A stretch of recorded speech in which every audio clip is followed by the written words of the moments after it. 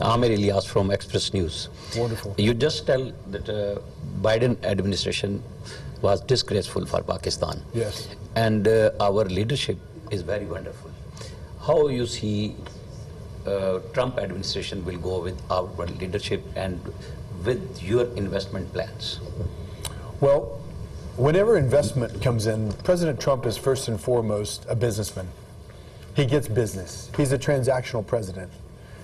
If U.S. interests and Western interests are aligned here and working hard and investing in the country, I see a real reason for the U.S. to get behind that.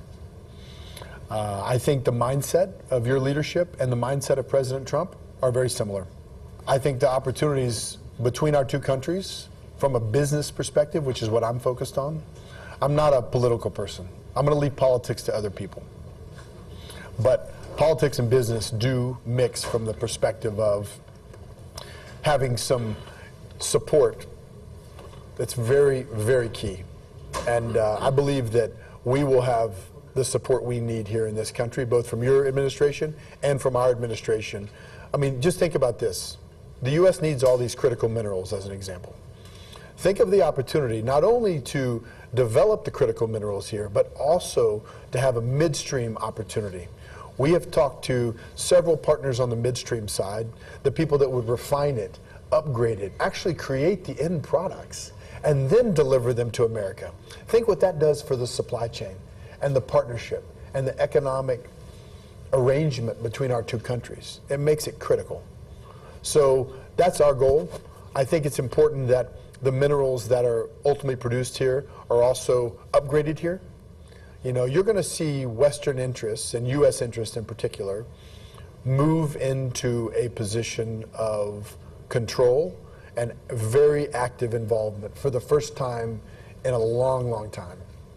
You know, I looked at getting very involved in the critical mineral space years ago, after the first Trump was elected, and it just wasn't the right time. But now is the right time.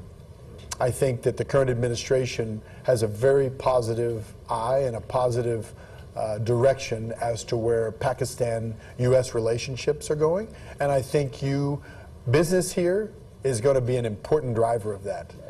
So I would just tell you, I wouldn't believe the past. There's a new sheriff in town.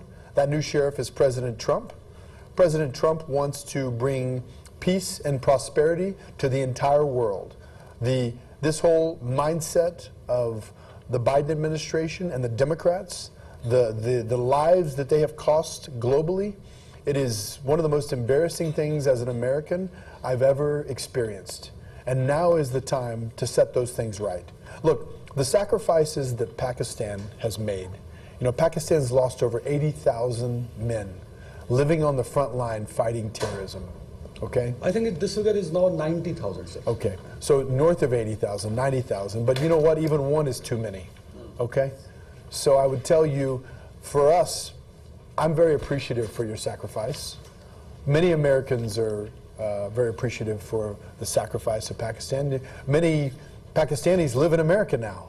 So there's a huge group of people out there rooting for the success between the U.S. and Pakistan.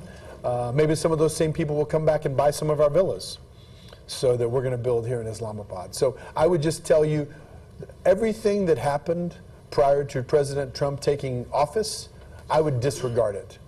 And I would focus on what it's about to be.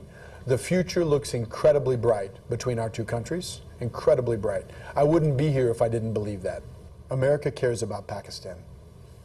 And I believe that together we can be very, very strong. And we need Pakistan. You are our front face in this entire region. Very important.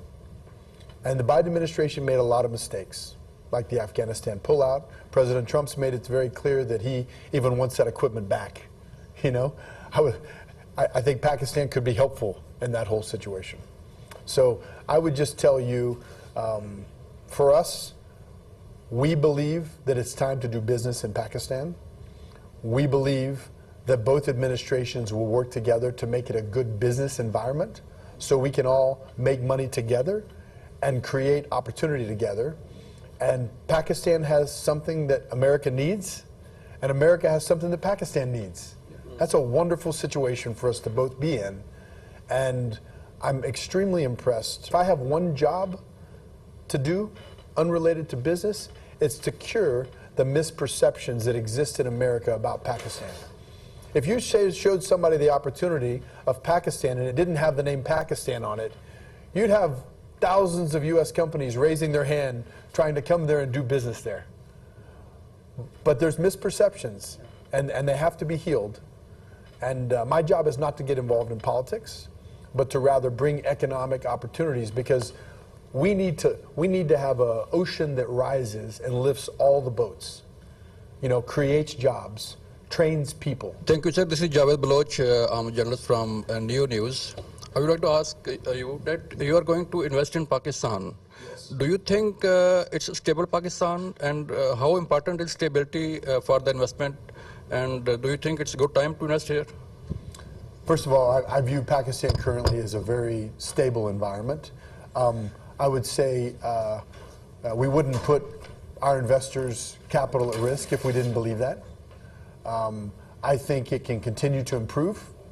I think, things like interest rates need to come down, and they've started, need to come down. I think the stranglehold that the IMF has had on Pakistan needs to change. I think the IMF needs to work closely from an economic perspective and allow Pakistan to grow properly. I think that's incredibly important. I think too much restriction on that is not healthy, and I think that's something that they really need to reconsider. It's very important because those limiting factors. Look, when President Trump comes into office in America, he cuts taxes, he reduces the overhead and the burden, he cuts government waste and spending, and guess what? Things grow. The Treasury ends up having more money because of economic prosperity. That's the same thing that needs to occur in Pakistan. Pakistan needs to do the exact same thing that America is doing. President Trump's great leadership, and he's put some incredible people in place. You look at people like the Treasury Secretary, Scott Bessent. I mean, there's never been a more qualified Treasury Secretary, in my opinion, than Scott Bessent. Not in my lifetime, anyway. He's brilliant, absolutely brilliant. You look at some of the ambassadors that are being put in place. I think it's very important to get the right ambassador here in Pakistan. That's something that is really critical, and we need a business person. We don't need a bureaucrat. We are facing huge energy crisis in Pakistan. There is an infrastructure, but unfortunately there is huge unbalance between demand and supply. Yes. We have resources, but we have not such kind of expertise to explore and put in pipelines and other infrastructure to fulfill my requirement. And because of the energy, my economic structure is collapsed, almost collapsed. What are the plans and what America can invest in energy sector of Pakistan? And my second question is about AI, DeepSeek and co-pilot type things. We have huge human resource who can work on this. Yes. And they are seeking for job, but there is no opportunity in Pakistan because of. Let's talk about that. And energy plays an important part in that. Both, please, on both. Yeah, well, I'll be happy to go into both of them. So, look, I've been in the energy sector my entire career. I grew up in the oil and gas business in Texas. I have a lot of experience. My family was involved early on in the Gulf of, what you're now calling the Gulf of America. It used to be the Gulf of Mexico, but we've rewritten it. Thankfully to President Trump, he's 100% correct. So in the Gulf of America, we were early adopters of drilling wells off of 3D seismic, okay? That is what made the percentage of success in the Gulf of America so high. In those kind of wells, you should have north of a 80% success rate. Okay? Because, and technology's only dramatically improved since then. When 3D seismic came to the Gulf of America, it changed the whole environment. We have that opportunity now in Pakistan. You have a huge area right offshore that's completely undeveloped and underexplored. With 3D evaluation and reprocessing on top of that, I believe there's huge gas reserves and huge potential here. There's also some onshore that are deeper. We have the expertise to do that. Absolutely. As I mentioned earlier in my speech, oil and gas is going to be something that we absolutely dig into. I have a team coming here in the next month to begin evaluation on that. So very exciting from that. And look, cheap energy, America has benefited from cheap energy, okay? It's American engineers know how to get stuff done, all right?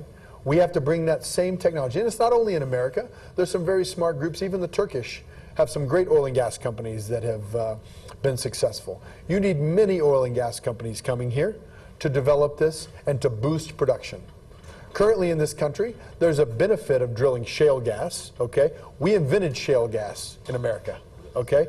The shale gas revolution in America started with the Barnett Shale right out my back door outside of Dallas, okay? I grew up in that play. So I would tell you, right now there's a big premium placed on shale gas and a 40% premium. I think in the next 5 years, you won't even need to pay a premium for the shale gas because the economics will just work.